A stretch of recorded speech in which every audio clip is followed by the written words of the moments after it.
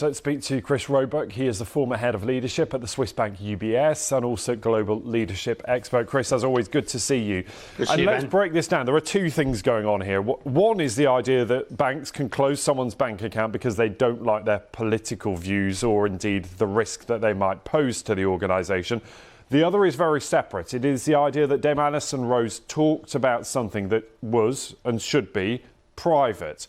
Let's talk about the first one, the idea of shutting someone's bank account because you don't like them. Banks have that power, don't they?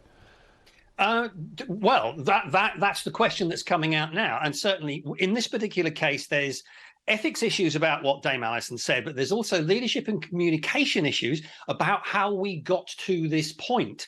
Now, from the perspective of how the decision was made, banks are, generally speaking, only, or should, according to the guidelines, only close accounts if there is a commercial reason for doing so, or if there is some issue around being a politically exposed person in relation to their sourcing of funds. What appears to have happened in this case is that when that meeting was being held, whoever was chairing it allowed the discussion to go outside the criteria that meeting should have focused on into areas relating to Nigel Farage's political views that should not have happened. It should have been a commercial decision, and for anyone else, it should be a commercial decision. The problem I think Alison Rose had was that she was told the decision had been made commercially, but that she was not aware of the minuted discussion that happened prior to that decision. Yes, and the big question then, one, of course, whether she should have been sharing that sort of information with our business editor, Simon Jack, and Absolutely also not. Whether she was acting on correct information.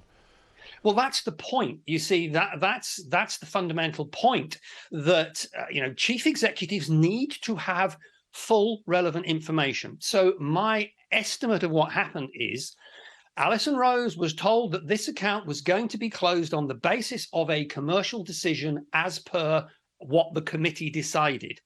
I suspect quite strongly that she was not told that there was a long discussion about Nigel Farage's political views, which were minuted, because if she had have been, I suspect that something significant would have happened.